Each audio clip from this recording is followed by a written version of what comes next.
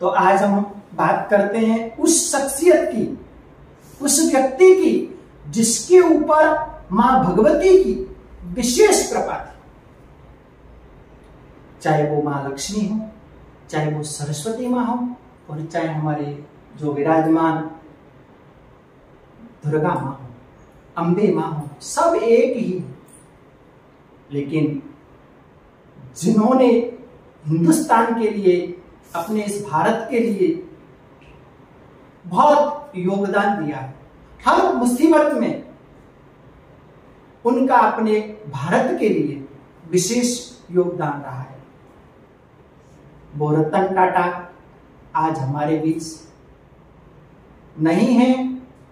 उनकी क्षति वाकई में संपूर्ण भारत को अश्रुबिंद करके भी हम उसको याद कर करके भी उनकी कमी को कभी विस्मृति नहीं कर सकते, क्योंकि चाहे कोरोना काल हो, उन्होंने अपने भारत के बड़े बड़े दिग्गजों से भी ज्यादा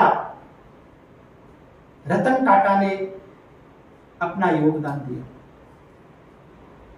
और उनकी जो वाणी है, उनकी जो विचार हैं, वो वाकई में सभी वेदों से ग्रसित हैं, यानी कि वेदों के अर्थ हैं।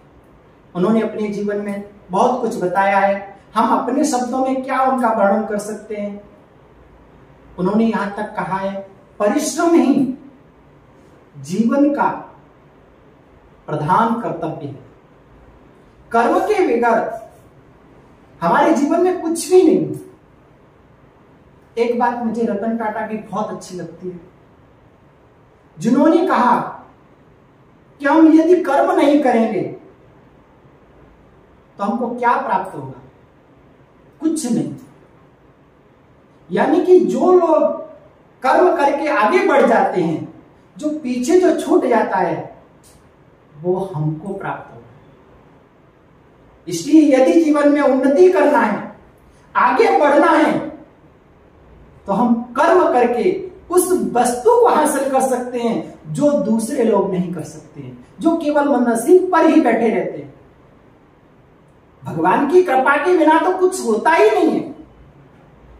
मां भगवती की कृपा के बिना व्यक्ति कुछ भी नहीं कर सकता है। लेकिन कर्म प्रधान है, और वो कर्म भी कैसा? धर्म से युक्त।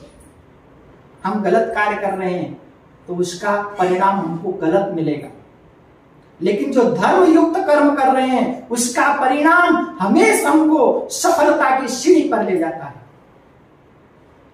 ये रतन टाटा के शब्द हैं। तो आप सभी, वो तो अपने बीच में नहीं है, लेकिन उनके एक एक शब्द हम सभी अपने जीवन में अवश्य उतारेंगे, और मां भगवती जगदम्बा से प्रार्थना करेंगे कि उनकी वो दिव्य आत्मा,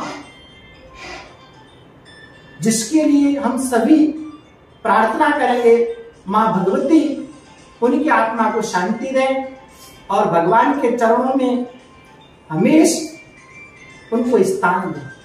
हालांकि उनके कर्म ऐसे हैं कि उनको मोक्ष स्वतः ही प्राप्त हो गया होगा, लेकिन वह मोक्ष हम और कामना करते हैं कि भगवान के चरणों में ही उनको सदा आश्रय मिले, क्योंकि उनके कर्म ऐसे हैं, मोक्ष तो उनको स्वतः ही प्राप्त हो गया होगा।